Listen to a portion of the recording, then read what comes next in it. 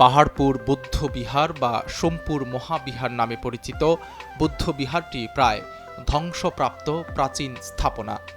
নওগাঁ জেলার বদলগাছি উপজেলা থেকে মাত্র 10 কিলোমিটার এবং জয়পুরহাট থেকে একই দূরত্বে অবস্থিত এই স্থাপনা। Double million offer Walton fridge কিনে পেতে পারেন 20 লক্ষ টাকা, রয়েছে কোটি কোটি টাকার নিশ্চিত উপহার। পাল বংশের দ্বিতীয় রাজা শ্রী ধর্মপাল দেব এই বিহার তৈরি করেছিলেন। স্যার আলেকজান্ডার কানিংহাম এটি আবিষ্কার করেন 1879 সালে। পাহাড়পুরের বৌদ্ধ বিহারটি 300 বছর ধরে বৌদ্ধদের ধর্মশিক্ষাদান কেন্দ্র ছিল। 1985 সালে ইউনেস্কো পাহাড়পুর বৌদ্ধ বিহারকে বিশ্ব ঐতিহ্যবাহী স্থান হিসেবে তালিকাভুক্ত করে। তৎকালীন সময়ে তিব্বত, চীন, মালয়েশিয়া, ইন্দোনেশিয়া এবং মায়ানমার থেকেও বৌদ্ধরা এখানে ধর্মচর্চা ও জ্ঞানার্জন করতে ছুটে আসতেন। পাহাড়পুর বৌদ্ধ বিহারের তত্ত্বাবধানে রয়েছে গণপ্রজাতন্ত্রী বাংলাদেশ সরকারের সংস্কৃতি বিষয়ক মন্ত্রণালয় ও প্রত্নতত্ত্ব অধিদপ্তর। দেশ ও দেশের বাইরে থেকে দর্শনার্থী ছুটে আসেন প্রাচীন এই স্থাপনা দেখতে। এই জায়গার অনেক ইতিহাসের পাতায় আমি দেখছি, অনেক নাম শুনছি।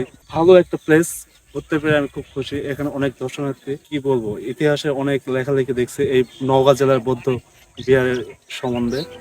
পর্যটকদের জন্য 30 টাকা, মাধ্যমিক উচ্চ মাধ্যমিক স্তরের শিক্ষার্থীদের জন্য 20 টাকা, সার্ক বহির্ভূত বিদেশি পর্যটকদের জন্য 500 টাকা, সার্কভুক্ত বিদেশি পর্যটকদের জন্য 200 টাকা করে প্রবেশ ফি নির্ধারণ করা হয়েছে।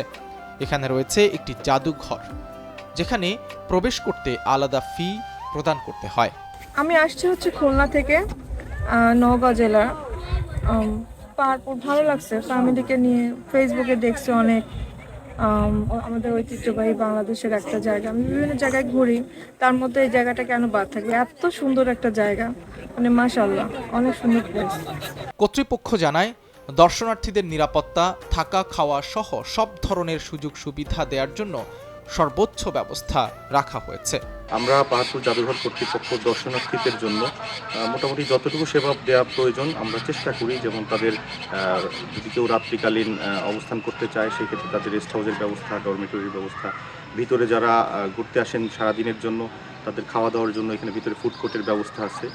পাশাপাশি যারা দীর্ঘ সময় থাকেন তাদের বসার জন্য পর্যাপ্ত বেঞ্চের ব্যবস্থা, টুরিস্টদের জন্য শেডের ব্যবস্থা, বাইরে রান্নাবান্নার জন্য পিকনিকের যারা আসে দূর থেকে তাদের জন্য রান্নার শেড দেওয়া আছে। মোটামুটি টয়লেট ফ্যাসিলিটি, এছাড়াও যে নিরাপত্তার যে বিষয়টি, এখানে প্রত্নতত্ত্ব অধিদপ্তরের নিজস্ব নিরাপত্তা রক্ষীরা থাকে।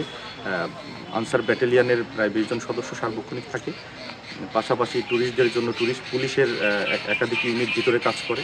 তো মোটামুটি নিরাপত্তা ব্যবস্থাও যথেষ্ট ভালো। আর আমরা প্রত্নতত্ত্ব অধিদপ্তর কর্তৃপক্ষ ট্যুরিস্টদের যতটুকু সম্ভব আমরা সর্বোচ্চ সেবা দেওয়ার চেষ্টা করি। পাহাড়পুরের পুরাকীর্তি এলাকার আয়তন 40 একর। এখানে 177টি ঘরে বৌদ্ধ ভিক্ষুরা বসবাস করতেন। বিহারের ঠিক মধ্যখানে শোভা বাড়িয়েছে মন্দির, যার বাইরের দেয়ালে বুদ্ধ ও হিন্দুদের দেবী মূর্তি এবং পোড়ামাটির বেশ কিছু নামফলক স্থান পেয়েছে। নওগাঁ থেকে মাহফুজুর রহমানের পাঠানো তথ্যচিত্রে ডেস্ক রিপোর্ট সাইদ রহমান, কালের কণ্ঠ।